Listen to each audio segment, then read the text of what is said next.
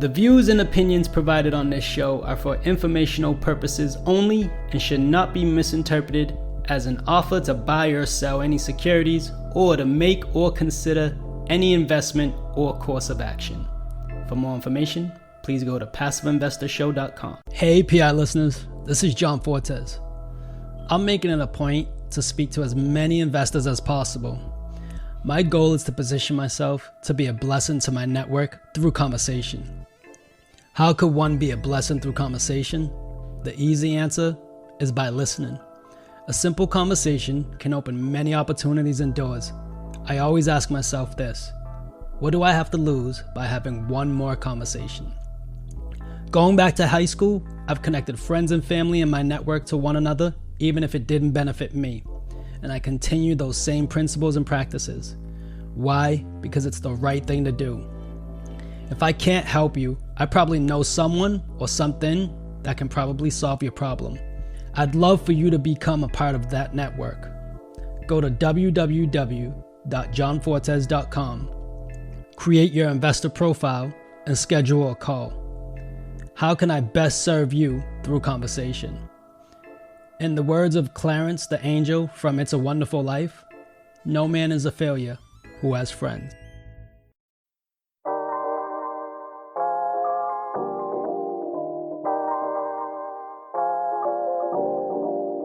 And now, the Passive Investor Show.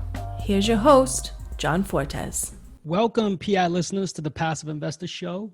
I'm the Passive Investor Consultant, John Fortes, your host of the only ranked podcast for passive investors in multifamily syndications and real estate funds. Our goal and purpose of this show is to be a resource to investors and help them master their passive investments by beating inflation 1% at a time. Welcome back, PI listeners. I'm excited to share about frequently asked questions, and sponsors typically ask me, how do you formulate your either documentation for frequently asked questions or even start the process of creating the frequently asked questions? And the one easy answer to that is it's literally how many conversations are you having with investors and which ones are the repetitive questions being brought up. And to get ahead of those, the reason why you want to create the frequently asked question guide, document, audio experience, whatever you're putting together for your investors, videos, anything, you want to create the frequently asked questions as they pertain to each investment or what your company offers. So sometimes an investor might ask, how do I get started? That might be your first frequently asked question. And you put down the steps, the 3 steps on how to do that, how to go about it, how to get started. You know, submit your application on the website, set up a call, and then complete the investor requirement form. And then you'll get access to our offering list. You know, just certain things like that. That's how you formulate that question. You ask the question and then you answer it on your frequently asked document. Another one may be, what is your minimum investment? For instance, we start with investors for $25,000 per investment. You can answer it as simple as that, as just a number, 25,000, or you can say first-time investors, 50,000, repeat investors, 25,000. Or if you're just standard across the board, 25,000, and big, bold letters or numbers in that case. Simple questions sometimes is, can I invest with the retirement account, self-directed IRA, solo 401k, etc.? Another question is, can I increase my commitment throughout, the fund if you're offering a fund? Will there be capital calls if you're doing a fund? How am I funding the deal? You might want to create instructions on how each investment offering is going to be structured and how the investor is going to fund it. So what does that look like after they sign the necessary required documents? So you want to paint the picture for them and get ahead of all the anticipated questions that you've already had repeated over and over and over because of your discussions. And don't copy and paste from someone else, because your business plan or your business firm is going to be different from everybody else's. So you want to formulate these questions built off of how it works within your firm. you'll start formulating the right questions for your firm because of the way your conversations are going with your investors. And that's it. And those are the few examples I gave. What is the maximum investment I can make for the big ticket investors? Or if someone's asking, what is the minimum and would I be able to reinvest? If it's a simple investment, deal by deal, you cannot reinvest usually in those. So you'd have to go in at the minimum, and on the next deal, you go in whatever you're comfortable in.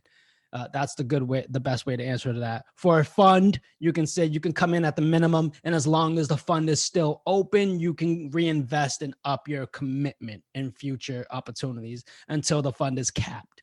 So there's different ways to answer different questions. As you can see, I gave a couple examples, but yeah, that is how to formulate and create your own FAQ, frequently asked questions guide, document, video series, however you want to transpose those to your investors. So just be as detailed or be as concise as possible. So it depends. Certain questions need more details and certain questions need concise answers. Boom. That's it.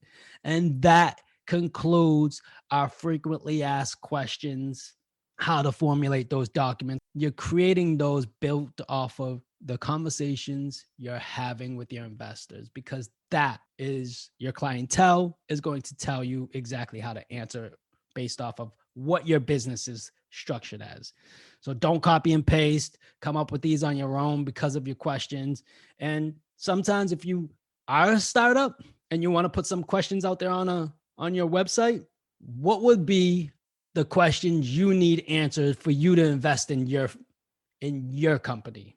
That's how you do it from a starter ground up development, as you're starting a network with investors and you haven't had conversations with investors. That's the starter feel.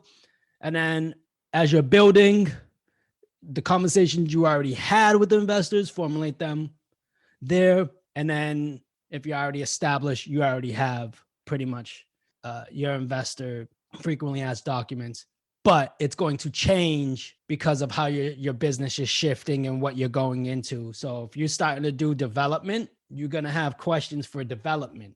If you're doing multifamily, you got those questions, those standard questions, but are there any new ones that are coming that are being repeated by investors? Make sure you constantly comb through and make sure they're updated as well. So happy to help anybody that has more questions on how to formulate frequently asked questions. And as a firm that you're building and scaling, and as an investor, it's very helpful to look and review those questions to get ahead and an understanding of how the firm is operating. Feel free to reach out to me at invest@fortesco.com. Happy to engage with you. Any questions, please reach out and ask. Please fill out the investor form on the website if you're an investor and you're curious to connecting with me and hearing a little bit about me. I'd be happy to learn more about you and build from there. Thank you for your time, everyone. Be well. Don't forget to download your free copy of the investment tracker. It allows you to track up to 5 investments, compare sponsors, markets, and most importantly, projected versus actual returns. To get your copy, go to www.projectedreturns.com. PI listeners, thank you for listening. As always, we hope this was the best resource for your investment strategy, but also the best use of your time. Remember, if this episode helps you, you can help us by leaving a review on iTunes. I hope you feel compelled enough to share it with someone you think this would resonate with as well. As much as it pains us to leave you, but you know what time it is. Time to go put this into practice. Till the next time we meet. Happy investing. PI listeners, I'm grateful for your time and I appreciate you for listening. It would mean the world to me if you went to iTunes and left a rating and written review. Let me know how you feel about the show. It really makes a big difference with getting the podcast out there. Don't forget about our Facebook group, where all of our guests are members of. I'll be there to answer any of your questions, or even questions you might have for future guests. Subscribe so you can get the latest episodes and our fan favorite quick hitters. Finally, I want to keep you updated, so head over to johnfortes.com and sign up for the newsletter. If you're interested in partnering with me, sign up on the contact page so you can talk to me directly. I look forward to connecting with you. Happy investing.